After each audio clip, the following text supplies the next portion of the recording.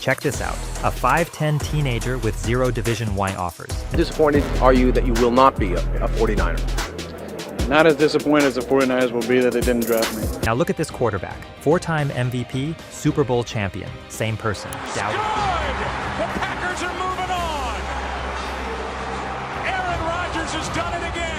Doubted in high school, dismissed by top programs, forced to prove himself at a junior college just to get noticed. Yet, against all odds, he would rise to become a Super Bowl champion, arguably the most lethal quarterback of all time. This is the story of Aaron Rodgers. Born in Chico, California, Rodgers' childhood was one of constant movement, bouncing across the Northwest with his family. His first love, not football, but baseball. Eventually, they returned to Chico, where Aaron attended Pleasant Valley High School. It was there, under the Friday night lights, that he first took the field as a quarterback for the Vikings. A two-sport athlete, he dominated the baseball diamond and the gridiron, throwing for a staggering 4,421 yards over his final 2 seasons, finishing as the school's all-time leading passer. But numbers weren't enough. Despite his brilliance in California, Rodgers had dreams of playing across the country, hoping to join the legendary Bobby Bowden at Florida State. His dream, however, was crushed. Bowden rejected him. The reason is his size. At just 5 feet 10 inches and 165 pounds,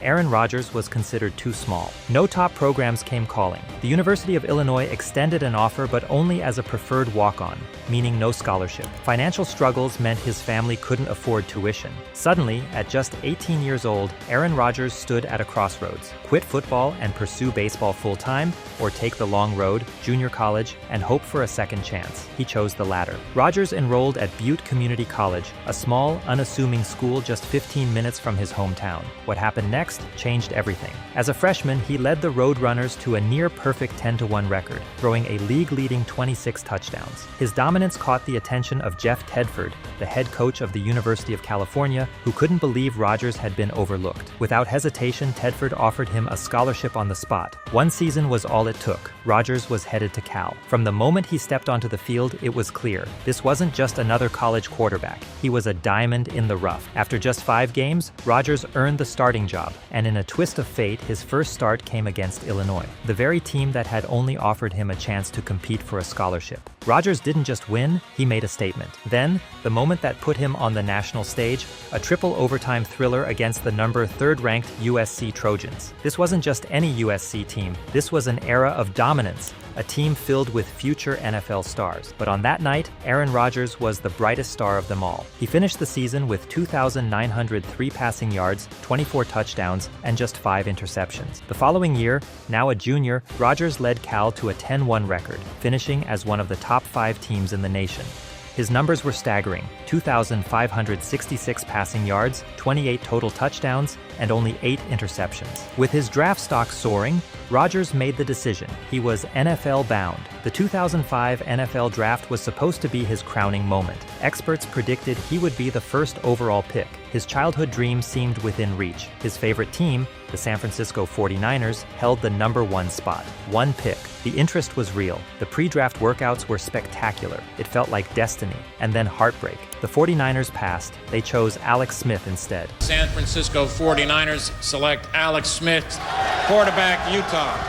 Rodgers sat in the green room, waiting, pick after pick, call after call. His name went unspoken. Gets sacked a lot, doesn't have ability to change the release of the football, mechanically very rigid. The minutes turned to hours, until finally, with the 24th overall selection, the Green Bay Packers made their move. He wasn't going to be the immediate face of a franchise. Instead, he was heading to the frozen tundra of Green Bay to sit behind a legend. At this point, Aaron Rodgers was no longer the first choice, but he never needed to be, because soon the world would see he was always the right one. For years, Aaron Rodgers was a bystander to history, watching from the sidelines, waiting for his chance, knowing it might never come. He wasn't the face of a franchise, he wasn't a household name, he was simply the man behind Brett Favre, reduced to preseason stardom and occasional relief duty. He had his moments, his first completed pass, a handful of snaps, but nothing meaningful. And in 2006, when he finally got a brief chance to step in, it ended in disaster, a broken foot against the New England Patriots. It seemed fate had decided Rodgers would remain in the shadows, but Aaron Rodgers is not a man who accepts fate. Instead,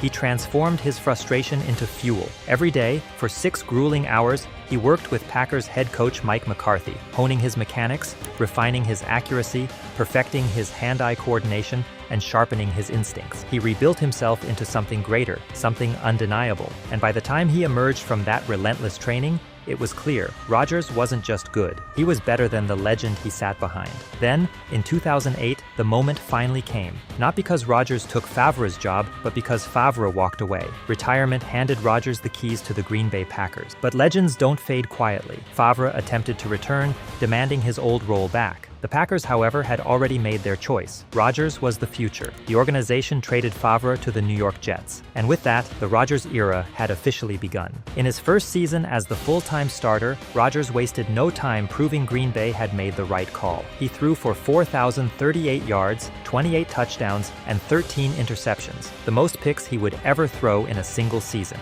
Yet, despite his brilliance, the Packers stumbled, finishing with just 6 wins and missing the playoffs. It was clear Rodgers was ready, but the team wasn't. Green Bay, however, saw the future.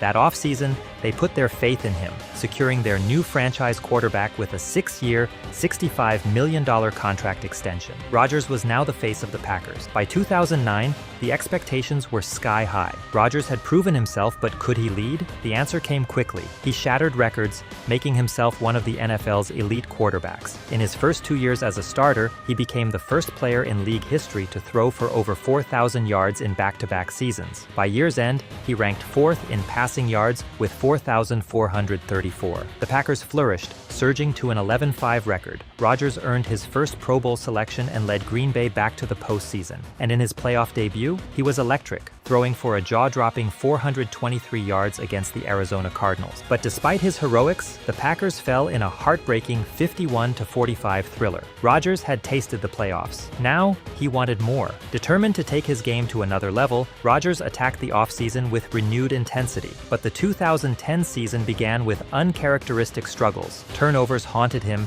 and by mid-season, he had thrown 9 interceptions, his passer rating plummeting. During Green Bay's bye week, Rodgers refocused. He silenced the doubts, and when he returned, he was a different beast. Over the second half of the season, he threw 16 touchdowns to just 2 interceptions. The Packers found their rhythm, clawing their way to a 10-6 record. Rodgers had transformed again, and soon, the world would witness just how dangerous he had become. The road to greatness is never smooth. After an uninspiring 4-4 start, the Green Bay Packers clawed their way into the playoffs as a wild card team. Their first test is a hostile battle in Philadelphia against the Eagles. It was a grind, a fight to the finish, but Rodgers and the Packers prevailed with a 21-16 victory. Then came Atlanta. The top-seeded Falcons stood in their way, but Rodgers didn't just defeat he annihilated them. With 366 passing yards and 4 touchdowns, he orchestrated a 48-21 demolition, silencing the Georgia Dome and punching Green Bay's ticket to the NFC Championship. Waiting for them in the final step before the Super Bowl, their oldest and fiercest rivals, the Chicago Bears. The game was a war of attrition, a defensive slugfest where Rodgers struggled, throwing 2 costly interceptions. But great teams find ways to win, and the Packers did just that, squeezing out a victory and securing their place in Super Bowl 45. On the grandest stage against the battle-tested Pittsburgh Steelers, Rodgers was clinical. He outdueled Ben Roethlisberger in a tight, hard-fought contest, delivering 304 passing yards and 3 touchdowns to seize his first Super Bowl championship. When the confetti fell, he wasn't just a champion, he was a legend, crowned Super Bowl MVP. With a ring on his finger and a target on his back, Rodgers entered the 2011 season with one goal: domination. And that's exactly what he delivered. He carved through defenses like a surgeon, throwing for 4,643 yards, 45 touchdowns, and only 6 interceptions. His 125.5 passer rating remains one of the highest in NFL history. Week after week, he made the impossible look routine. Green Bay stormed through the league, finishing 15-1, one of the most dominant regular seasons ever. But football is a cruel game.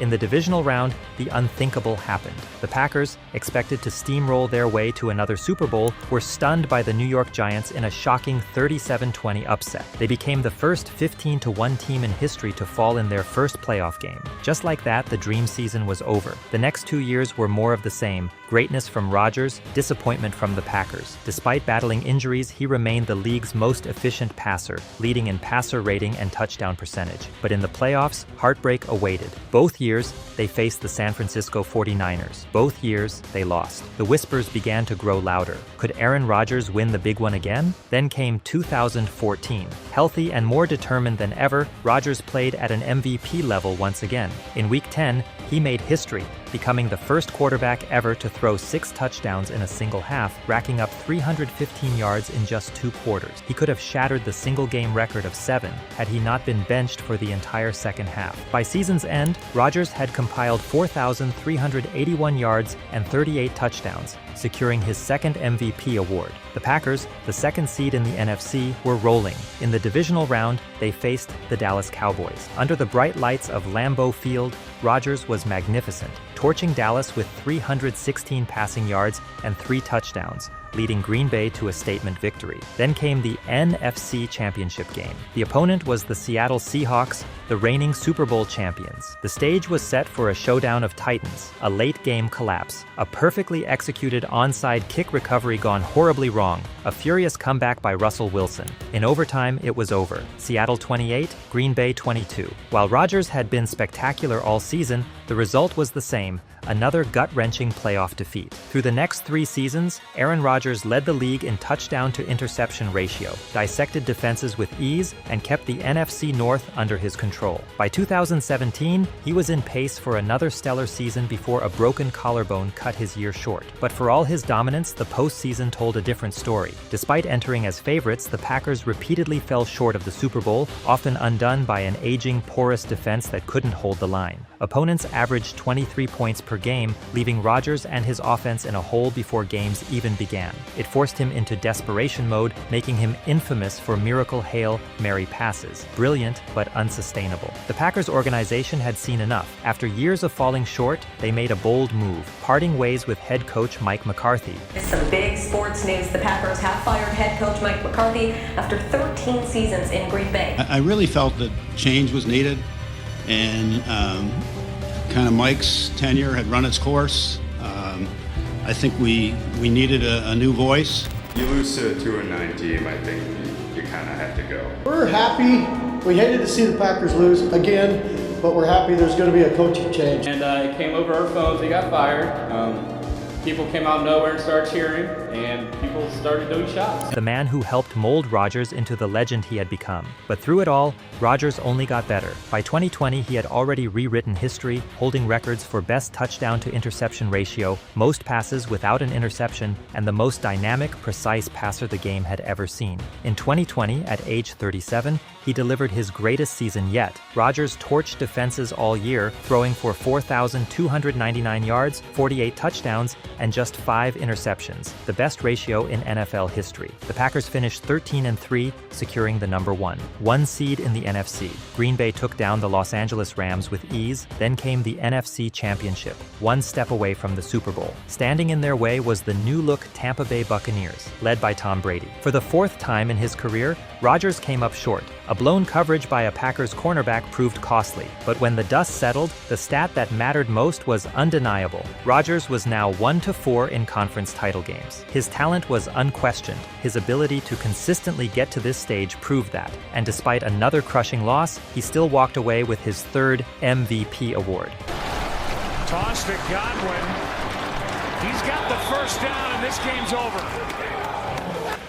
The Tampa Bay Buccaneers and Tom Brady are going to Super Bowl 55. Rodgers wasn't done yet. At 38 years old, he continued to defy time, playing at a level that captured the football world. In the divisional round, he once again met a familiar nemesis, the San Francisco 49ers. And once again, heartbreak followed. A disastrous 13-10 loss sent Green Bay home early, leaving yet another playoff stain on Rodgers' resume. There was one silver lining. He claimed his 4th MVP trophy, joining an elite club as the 5th player in history to win back-to-back MVPs, a feat last accomplished by Peyton Manning in 2008 to 2009. Fast forward to February 2025, the New York Jets have officially released Aaron Rodgers. It's happening, finally, after all this time. We've been waiting for this trade to happen. The dream, once so promising, has collapsed into one of the most hyped yet disappointing experiments in NFL history. 2 years earlier, the Jets pulled off a blockbuster trade, believing Rodgers was the final piece to lead them to football's promised land. Instead, things went south. A devastating injury in his first game, a chaotic comeback season riddled with dysfunction, and locker room fractures that grew deeper by the week. And now, the Jets have made their statement loud and clear: Aaron Rodgers is not the answer, but how did we get here? Rodgers sits down. A loss of 10 on the play, and hopefully the Jets are thinking that's the only loss on that play. For years, Rodgers was the ideal quarterback for the Jets. Then, in a cruel twist of fate, his Achilles snapped, a moment so shocking that MetLife Stadium fell silent. 6-8 months of anticipation, all the excitement and all the possibilities, and for it to come to an end like that quickly, there's no way I have fully taken in the magnitude of what actually happened. The dream was over before it even began. Rodgers vowed to return. He fought through rehab, determined to write his own ending. For most, a torn Achilles means a lost season. For Rodgers, it was a challenge. The normal recovery timeline was 9 to 12 months. He promised he would be back in a few months after undergoing an experimental surgery. But while Rodgers rehabbed at record speed, the Jets have changed. Zach Wilson, who was once seen as Rodgers' understudy, was suddenly thrust back into the fire, and he struggled. Hence, the defense dominated while the offense crumbled. By December, the Jets were eliminated from playoff contention. But Rodgers wasn't done. Determined to prove he could still play at an elite level, he returned for the 2024 season. For 17 games, he ended up with negative 3,900 yards, 28 touchdowns, 13 interceptions. Initially, the Jets stumbled to a 4-6 start, and then the finger-pointing began. By the end of the season, the New York Jets were no longer a team. They were a fractured empire. Some players reportedly felt alienated by Rodgers' influence, while management questioned his long-term value. Then came the moment of no return. Aaron Rodgers has always been a man of contradictions, a generational quarterback but also a contrarian, a genius on the field but a disruptor off of it. For years, his talent made everything else forgivable. The media called him complicated. Coaches raved about his football IQ, but behind closed doors, they talked about his stubbornness. How bad does Aaron Rodgers look this morning? Aaron Rodgers is a liar. He lied to his team with a smirk on his face and regarding a matter that is very, very serious. Now, none of that mattered anymore, because for the first time in his career, Aaron Rodgers was expendable. At his peak, teams overlooked the drama, the headlines, the controversies, his quirks, his stubbornness, his distractions. None of it mattered because he delivered greatness. The NFL's game of musical chairs has come to an end. The calliope has gone silent, and yet Aaron Rodgers still hasn't picked a seat. Multiple teams had been waiting, hoping he would make a move, any move. The Steelers and Giants seem frozen in place, unwilling to make a move on other veteran quarterbacks until Rodgers decides his fate. Currently, the Vikings have already backed away, reportedly unwilling to sign Rodgers at this time. Does another team take a gamble on him, or is this the end of the road for him?